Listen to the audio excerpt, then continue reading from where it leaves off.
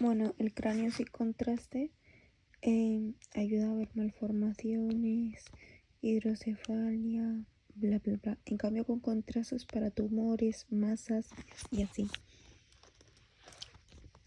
Tema 3. Preparación de la exploración. Contraindicaciones absolutas y relativas.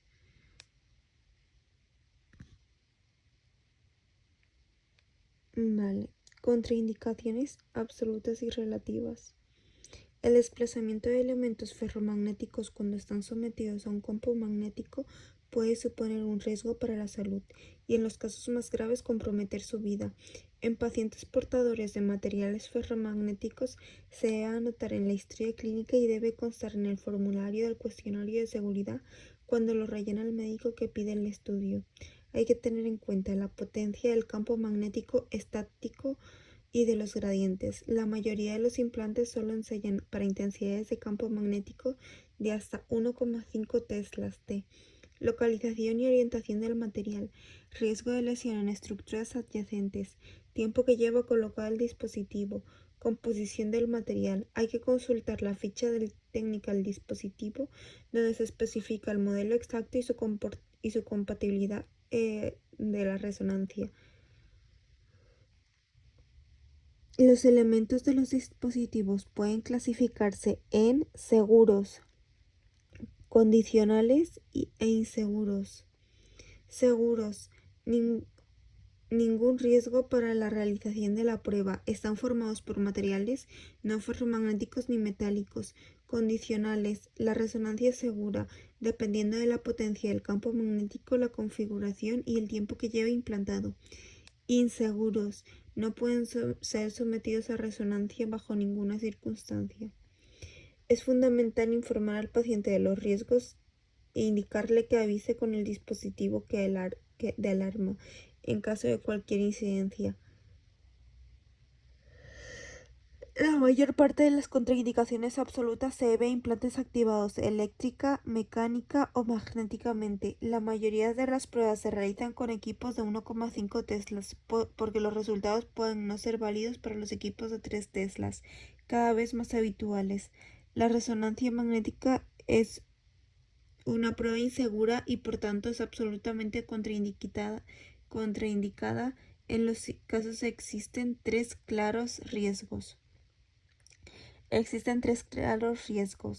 Desplazamiento, calentamiento y alteración. Desplazamiento, calentamiento y alteración. Pacientes con marcapasos. Ahora voy a hablar de las contraindicaciones absolutas.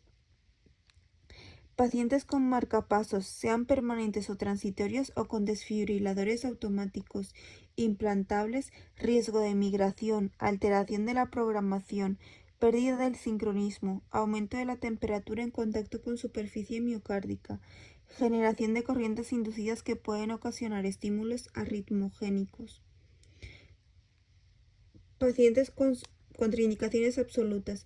Pacientes con soporte hemodinámico con balón de contrapulsación intraaórtica por riesgo de aumento de temperatura de migración.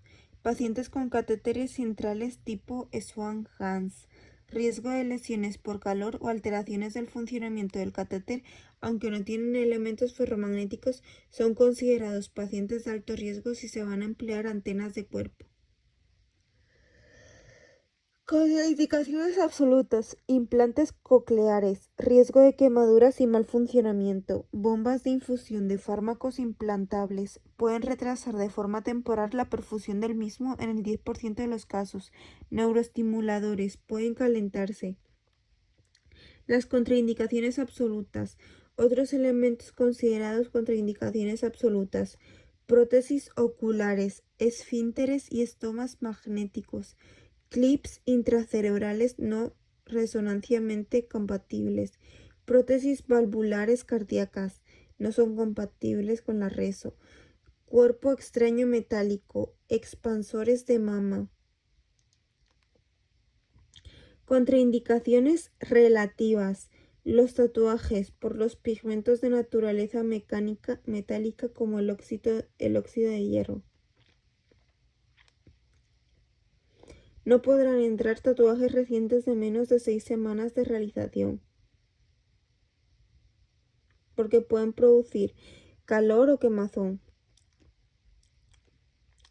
Contraindicaciones relativas: tatuajes, cables epicárdicos de marcapasos transitorios, stents vasculares, filtros de vena cava inferior, endoprótesis aórticas, catéteres y vías venosas centrales, sensores de presión intracraneal, implantes ortopédicos, prótesis metálicas articulares, suturas metálicas en órganos internos, clips hemostáticos, grapas y material de sutura, implantes otológicos, implantes intraoculares, dosificadores programables, collarines cervicales, pacientes trabajadores del metal, pacientes con antecedentes de trauma orbitario.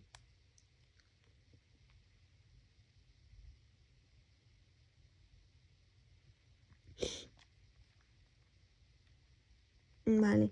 Contraindicaciones relativas: cables epicárdicos de marcapasos transitorios, seguros en 1,5 teslas tras 48 horas de la implantación. Stent vascular, renales carotideas intracerebrales y periféricos a 1,5 teslas tras 30 días de su colocación. Filtros de vena cava inferior, 4 a 6 semanas de colocación para que sean seguros. Endoprótesis aórticas, 30 días a 1,5 teslas. Catéteres y vías venosas centrales dependen del material con el que estén hechos, si es compatible con la reso o no. Sensores de presión intracraneal generan artefacto. Implantes ortopédicos, prótesis metálicas auriculares. Disminuye el riesgo si los materiales ferromagnéticos están fijados al hueso. Con alto campo magnético suele producir lesiones, quemaduras o artefacto, no es común. Suturas metálicas en órganos internos. Desplazamiento durante las 4 primeras semanas.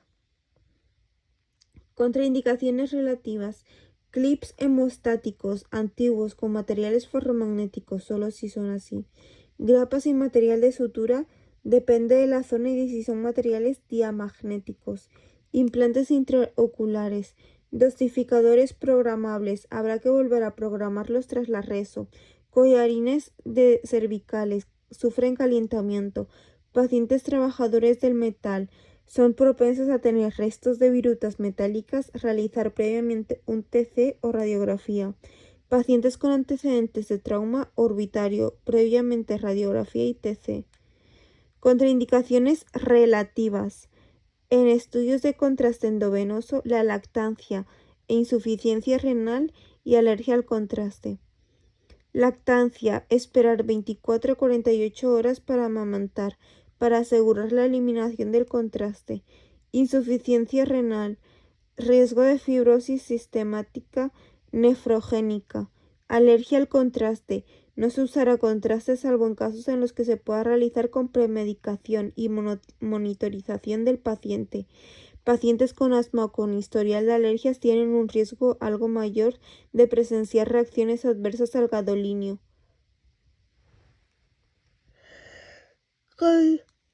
Contraindicaciones relativas: en pacientes con riesgo para la realización de una resonancia, el embarazo, evaluar el riesgo-beneficio minimizando el riesgo mediante exploraciones no prolongadas. Ajuste de parámetros y evitando el uso del contraste.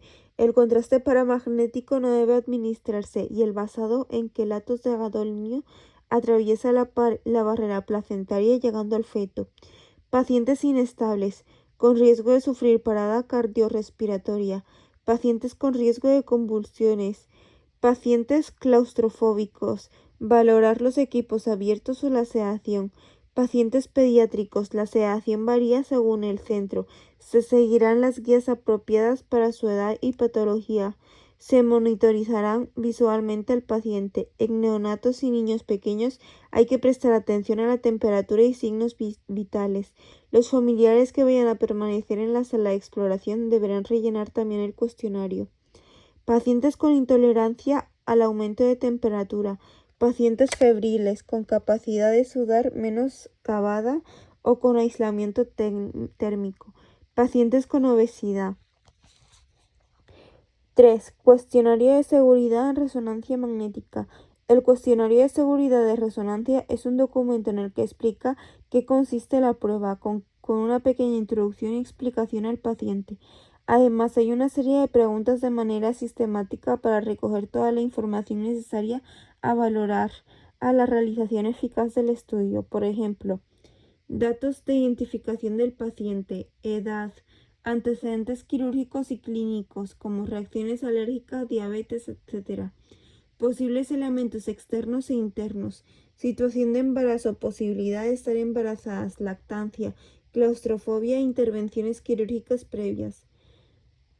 La realización del examen puede requerir, según lo aconseje la enfermedad o los hallazgos previos, de la administración de un medio de contraste paramagnético. Es igual para evaluar estructuras del cuerpo que no son visibles o se ven en una menor definición. Inyección permanente en la vena hasta finalizar el procedimiento. 4. Categoría de los objetos potencialmente peligrosos. Seguridad completa, seguridad condicional y no seguro. Seguridad completa. Todo objeto libre de componentes metálicos, no conductivo y no reactivo ante la radiofrecuencia. Seguridad condicional. El objeto o implante es seguro bajo ciertas condiciones aprobadas. No seguro. Todo objeto que bajo la acción del campo magnético es peligroso y puede producir lesiones. Delimitaciones físicas de espacios bajo influencia del campo magnético. Hay delimitaciones: zona 1, zona 2, zona 3A, zona 3B y zona 4. En la zona 1, el área de acceso libre al público en general, fuera de la influencia del equipo de resonancia magnética, salas de espera, aseos, recepción, etc. No es necesario control. Zona 2. El paciente tiene movilidad restringida bajo la supervisión del personal de reso. La zona de transición entre la zona 1 y 3 está formada por las cabinas para cambiarse y las salas de preanestesia. La zona 3A. Zona de alto riesgo de interacción entre individuos o equipamiento y el equipo de resonancia. Acceso controlado por el personal técnico. La norma de acceso incluye el personal administrativo y hospitalario. Corresponde a la sala de control del equipo, la sala donde el personal técnico maneja la consola de reso. Zona 3B. Sala técnica, la sala donde están instalados los diferentes elementos y mecanismos de funcionamiento de la reso. Zona 4. Sala de exploración. Contiene el equipo de reso señalizada como potencialmente peligrosa. Dispondrá de una señal luminosa siempre encendida cuando el imán está en uso. Delimitaciones físicas de espacios bajo influencia del campo magnético. El personal ajeno que quiera tener acceso a las zonas 3 y 4 deberá pasar un examen de seguridad realizado por el personal de resonancia magnética. Consentimiento informado. Las trabajadoras de resonancia magnética embarazadas pueden continuar trabajando en el entorno de la reso durante todo el embarazo, pero se desaconseja que entren en la sala de exploración incluso cuando no están en marcha los pulsos de radiofrecuencia. Las pacientes embarazadas pueden ser estudiadas por resonancia magnética en cualquier etapa de su embarazo tras evaluar el riesgo-beneficio. Esta evaluación se realizará conjuntamente con el médico que remite a la paciente. Ha de obtenerse un consentimiento firmado de la paciente en el que se le informe de los riesgos y beneficios. No obstante, es habitual evitar la realización de la prueba durante los 3 primeros meses del embarazo. Contraste de gadolinio. Atraviesa barrera fetal, riñón del feto, excreción y acumulación de líquido amniótico, molécula quelada con posibilidad de disociarse. Atención al paciente, el reso. Anamnesis más contraindicaciones absolutas. Las bombas de inyección de medicación también son incompatibles. Debemos retirarlas antes de que el paciente entre dentro del campo magnético y sustituirlas por un regulador de flujo o bombas de inyección compatibles que existen en el servicio. Los respiradores con los que suelen acudir los pacientes durante el traslado de UCI-REA no son compatibles, por lo que al llegar a la resonancia deben cambiarse por los que se encuentren en el servicio y que sí pueden entrar al campo. Es importante tener a la mano y localizado toda aquella que nos puede hacer falta durante la realización de la prueba. Atención al paciente en reso. 1. Protección auditiva. El fuerte ruido que produce la reso por las vibraciones que experimentan las bobinas de gradiente al activarse y desactivarse. En función de la potencia del imán, del tipo de pulso que se esté empleando y de las características, el ruido será más o menos fuerte. Por ejemplo, en las secuencias de TR y TE corto provocan una activación y desactivación más rápida de las bobinas de gradiente que si emplean TR y TE largos. El efecto sonoro es mayor. Vale. 2. Colocación del paciente. Dependiendo del tipo de exploración, la posición puede variar. Lo mismo ocurre con las antenas específicas que nos permiten obtener las imágenes. Debemos prestar especial atención al traslado del paciente desde la cama de UCI a la mesa de exploración. Especial cuidado con pacientes politraumatizados o con posibles compresiones medulares, ya que en una movilización incorrecta puede agravar su estado. Protección contra posibles quemaduras si el paciente va a estar en contacto con paredes del equipo. Vale. Las posiciones son de cúbito supino cráneo-caudal, de cúbito supino caudocraneal, de cúbito pronocaudocraneal. Atención al paciente en reso. Elementos de posicionamiento. Cambia según la región a estudiar para conseguir una situación de confort. Se facilitan almohadas, tapones para el ruido y otros elementos. 4. Elementos de inmovilización. Tenemos inmovilizadores como espaciadores, cuñas, cojines o bandas de sujeción. Para estudios de tronco y de extremidades se pueden usar extensores de tablero que pueden ser almohadillas, apoyabrazos, etc. Estado del paciente. La atención al paciente en todo momento es un factor muy importante. De esta forma se conseguirá un estudio en condiciones ópticas. Ansiedad y claustrofobia. Los pacientes con ansiedad y claustrofobia son pacientes especiales que requieren una atención propia. Es habitual que estas circunstancias se den en las salas de resonancia por varios motivos: por el aspecto del equipo en forma de tubo alargado, por el excesivo tiempo de la prueba, por el ruido de la sala de rezo, por comentarios de otros pacientes o conocidos a nuestro paciente. Anestesia. Gran parte del material de urgencia es incompatible con resonancia magnética, como pueden ser desfibriladores o laringoscopios. Existen anestesistas que trabajan en la unidad de rezo, no obstante habrá que prestar especial atención a objetos que introduzca el personal de urgencia. La elección del régimen anestésico más adecuado para cada caso se realizará en base a la patología y la colaboración del paciente.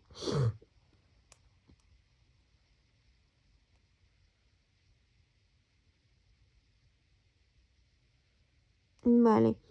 Identificación de los riesgos asociados a adquisición de imágenes en resonancia. A. Riesgos para el paciente. Los componentes del equipo de resonancia magnética generan 3 tipos distintos de campo magnético, cuya interacción con el ser humano puede causar situaciones de riesgo. Campos magnéticos. El campo estático y permanente generado por el imán principal. Los campos variables generados por las bobinas de gradiente. El campo variable generado por pulsos de radiofrecuencia. Riesgos para el paciente. El campo residual generado por el imán principal es permanente, mientras que los generados por las bobinas de gradiente y los pulsos de radiofrecuencia solo se presentan durante la adquisición de imágenes. Estos campos residuales son los que constantemente entran en contacto con el personal que se mueve por la sala de exploración. Disminuye rápidamente con la distancia. Riesgos derivados del campo magnético. La variación del campo magnético de los tiempos puede inducir a corrientes en los cuerpos. Una consecuencia en el ámbito de la resonancia magnética podría ser la estimulación nerviosa periférica, la cual provoca sensaciones de palpitación y hormigueo. Por precaución, el paciente debe estar dispuesto en la camilla de exploración, sin cruzar las piernas, los brazos o los dedos, para evitar que pueda sentir ligeras corrientes eléctricas como consecuencia del circuito cerrado que él mismo está formando. Todo esto por el campo magnético.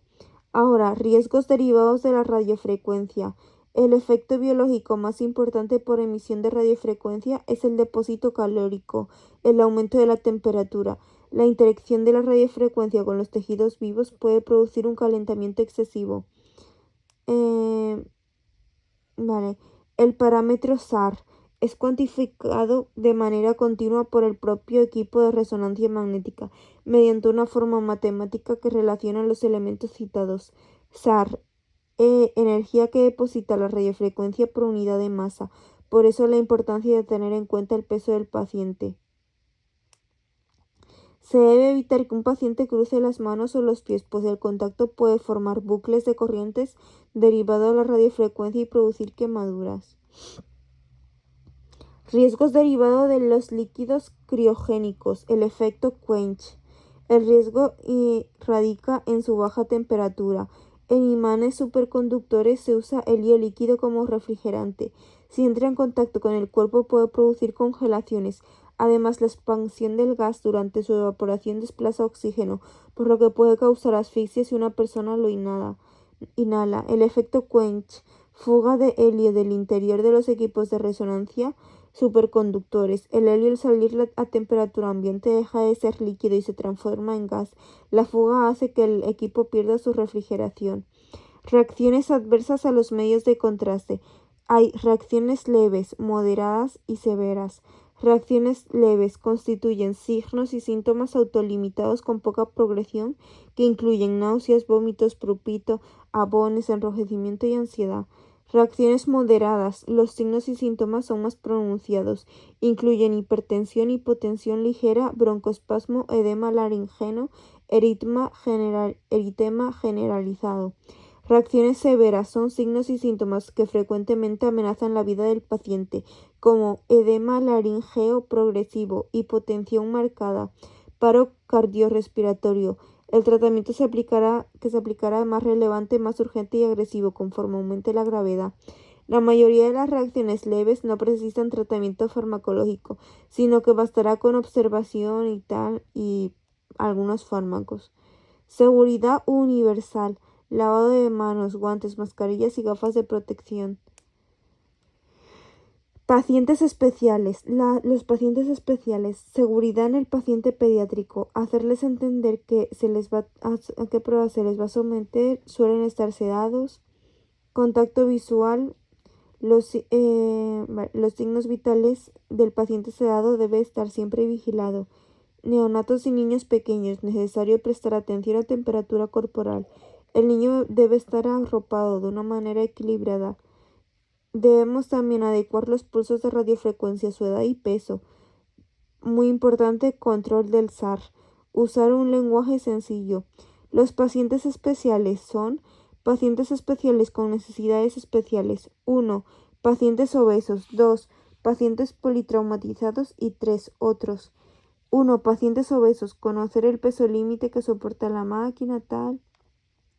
Pacientes politraumatizados. Importante contar con todo el personal necesario para colocar estos pacientes en la mesa de exploración.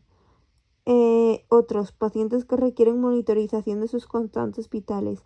Anestesiados, sedados, pacientes críticos, estrés farmacológico, embarazadas, tal. Protocolos. Protocolos de resonancia magnética. 1. Solicitud, colocación del paciente y preparamientos básicos. Interpretación de la solicitud de la exploración. Leer e interpretar la solicitud para poder realizar el tratamiento y el diagnóstico adecuado. Conocer el protocolo más adecuado en función de características del paciente y la patología.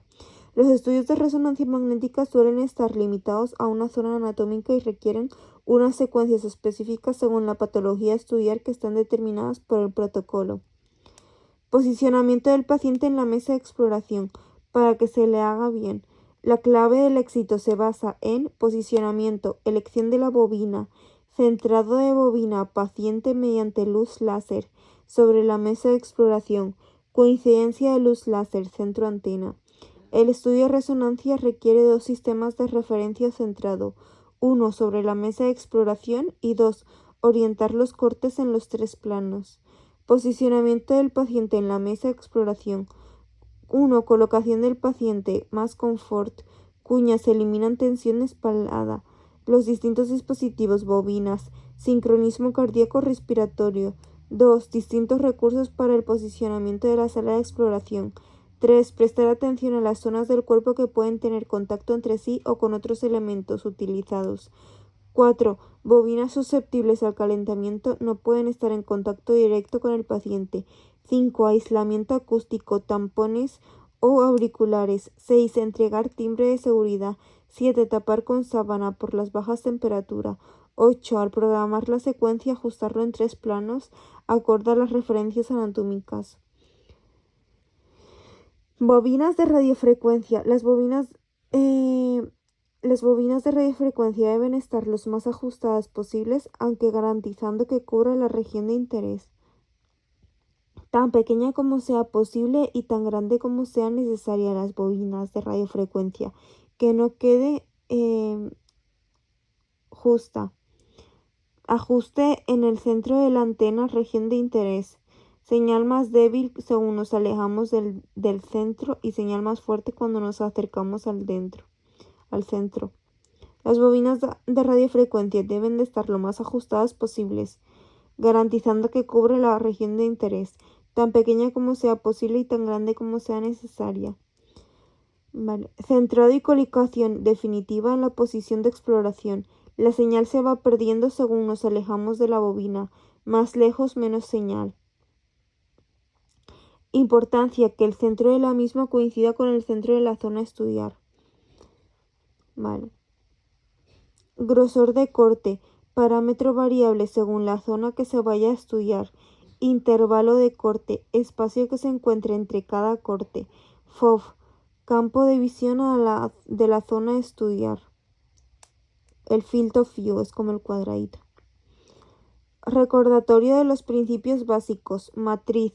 Número de píxeles que cubren el campo de visión en cada una de las dimensiones X e Y en 2D y Z en 3D. Píxeles en fila igual a número de codificaciones de fase usadas para obtener una imagen. Píxeles en columna, codificaciones de frecuencia. Si se aumenta la matriz, se reduce la relación señal-ruido y mejora la resolución señal-ruido. Se incrementa el TA, tiempo de adquisición. Si se aumenta la matriz, todos estos factores de la señal-ruido y el tiempo de adquisición la matriz influye en la señal-ruido y la matriz, la señal-ruido y el tiempo de adquisición influyen en la matriz también. Recordatorio de los principios básicos. Bandas de saturación. Es un envío de un pulso de radiofrecuencia sobre un área determinada previamente y adicional al que envió el pulso de excitación utilizado. Se basa en la saturación de la señal en aquellas regiones donde se prevea que se va a generar artefactos que puedan degradar las imágenes que se van a adquirir. Atenúan los artefactos de flujos arterial o venoso y el artefacto por deglución, movimientos peristálticos y artefactos cardíacos. Todo se puede programar desde una máquina. Suele estar en color azul o amarillo. Si pone una foto es azul, por ejemplo. Vale.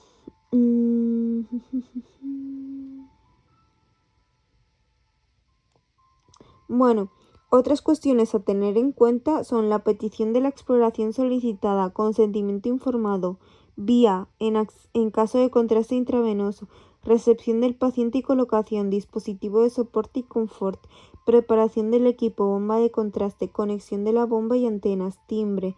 Al programar la secuencia, ajustarlo en los 3 planos acorde a las referencias anatómicas, parámetros de exploración y protocolos de estudio.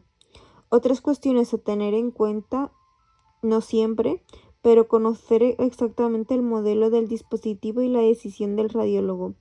Dispositivos contraindicados en resonancia magnética. Marcapasos. Revisión del marcapasos antes y después de la reso. Desfibrilador. Saturas metálicas, clips de aneurismas u otras lesiones cerebrales. Neuroestimuladores. Bioestimulador. Implante en oído, implante coclear, etc.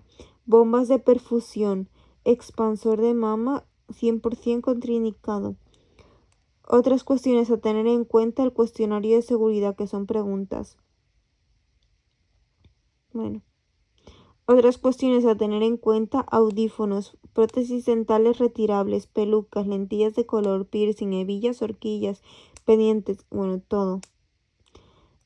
Para un buen resultado, pues el posicionamiento debe ser bueno. Elección de la bobina, centrado de bobina, con paciente mediante luz láser sobre la mesa de exploración, coincidencia luz láser centro antena. Vale, tener en cuenta, bueno, eso ya lo he dicho. Protocolo de cabeza encéfalo o cráneo. Cráneo con contraste, cráneo sin contraste, cráneo desmielinizante con esclerosis múltiple, órbitas, polígono de Willis, hipófisis. Bueno. Al realizar una resonancia magnética se suele hacer una primera adquisición con una secuencia EG para localizar la región a estudiar. Esta técnica se conoce comúnmente como localizador o scout, que es la primera imagen a realizar. Bueno, el protocolo de cráneo sin contraste o con contraste, todo es lo mismo.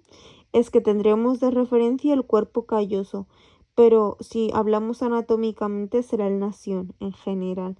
Si hablamos sobre planos es el cuerpo calloso. Se debe aplicar una banda de presaturación para evitar la inclusión de señal procedente de los posibles movimientos que realiza el paciente al tragar saliva o al respirar.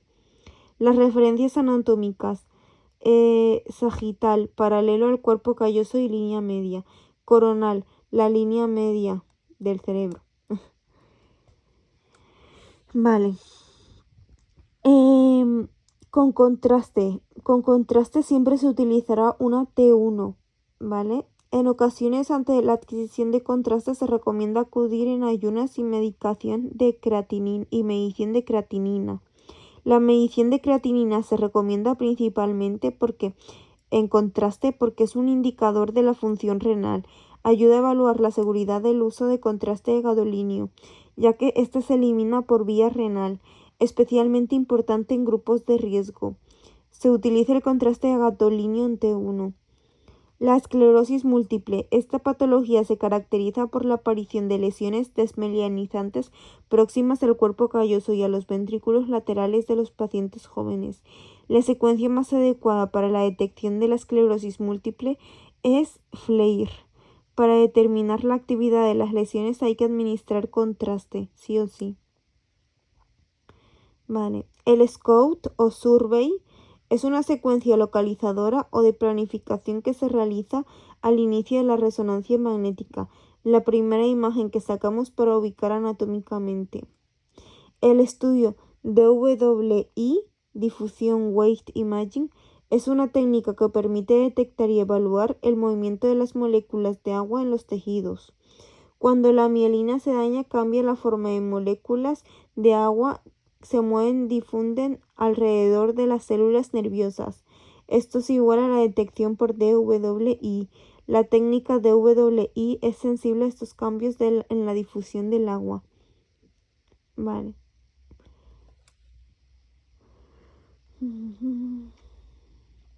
Órbitas oculares. El protocolo de cabeza encéfalo, órbitas oculares.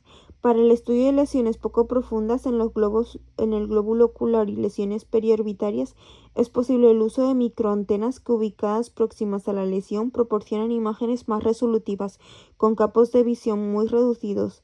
Ubicamos el nación primero. Es útil para tumores oculares e infecciones. Vale. Microantena. CLEAR. CLEAR hace referencia a una técnica o función de eliminación de ruido en las imágenes de resonancia magnética. CLEAR es como un filtro. Bueno. Se debe colocar el survey donde se vea el nervio óptico, ¿vale? Sagital. En las órbitas oculares, en el plano sagital, los cortes se programan perpendiculares al nervio óptico. Axial. Los cortes se programan siguiendo la línea del nervio óptico, paralelos al nervio. Coronal. Los cortes se programan en plano sagital estricto. Vale. Esta secuencia sagital se realiza 2 veces, una para cada órbita. En la sagital son 2 veces para cada órbita. Polígono de Willis, protocolo. El polígono de Willis es una estructura arterial con forma heptagonal ubicada en la base del cerebro. En las arterias carótidas internas ramifican y bla bla. Protocolo. Vale. Estudio del cráneo sin contraste estándar. Primero se realiza el protocolo de cráneo sin contraste. Se arrastra el protocolo específico del polígono de Willis debajo del protocolo de cráneo sin contraste. Se programan los cortes para la nueva secuencia axial. Sense, Sensitive Encoding. Es una técnica de imagen paralela que acelera la adquisición de datos. PW es igual a Perfusion Weighted. Técnica avanzada que permite evaluar el flujo sanguíneo cerebral. Polígono de Willis. Técnica TOF. TOF. Diferenciación entre los protones contenidos en tejido. Satura el tejido estático y permite el movimiento en sangre y ver el líquido encefalorraquídeo. La técnica TOF es sin contraste. Depende en parte del equipo que se dispone, bobinas, gradientes y campo magnético. Es una técnica EG que utiliza tiempos de eco cortos y depende del flujo sanguíneo. Para evitar la superposición de interferencia entre vasos arteriales y venosos, la técnica TOF utiliza bandas de saturación. Su finalidad es suprimir o saturar el sentido de uno de los 2 tipos de vasos, arteria o vena. Polígono de Willis, TOF 2D y 3D. La adquisición mediante la técnica TOF puede realizarse 2D y 3D, dependiendo de la resolución espacial necesaria de la longitud de la zona vascular a explorar. La técnica TOF 3D utiliza un tiempo de eco menor y tiene mejor relación señal-ruido en comparación a la técnica TOF 2D. 3D mejor señal-ruido y TE menor, corto. La técnica 3D es usada para estudios de alta resolución espacial, gracias a su alta relación señal-ruido, y para exploraciones que necesitan una larga cobertura o campo de adquisición. Bueno, una imagen del polígono de Willis, que se ve en corte, pues, no sé, sagital. Hay una aplicación de una banda de presaturación azul, usada para evitar la inclusión de señales procedentes de los senos venosos en una angioresonancia TOF del polígono de Willis. Bueno, programación de cortes en el polígono de Willis. Se centran en el cuerpo calloso, en la mitad de la región cerebral, ¿vale? En la planificación se usa de referencia al cuerpo calloso. En la hipófisis, ahora protocolo de cráneo, hipófisis. La hipófisis es una glándula, este es sin contraste, ¿vale? El cráneo de hipófisis es sin contraste. La hipófisis es una glándula endocrina crucial que actúa como centro de control hormonal del cuerpo, influyendo en numerosas funciones fisiológicas y esenciales. Vale. Antes de la secuencia con contraste se requiere un basal sin el medio de contraste. El contraste varía según el peso. Cráneo, hipófisis. El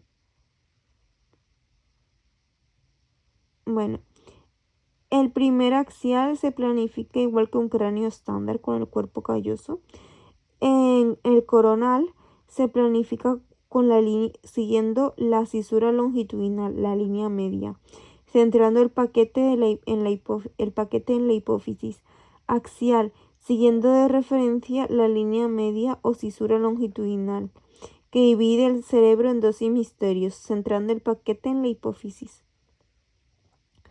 Los cortes deben quedar más o menos paralelos al tronco del encéfalo y corregir según su orientación de la pared posterior de la silla turca. Se puede usar de referencia la silla turca en la hipófisis, por ejemplo. El paquete de cortes debe abarcar toda la silla turca centrándolo sobre la hipófisis. La silla turca es una estructura ósea en forma de silla de montar ubicada en la base del cráneo que contiene y protege la hipófisis. Fin.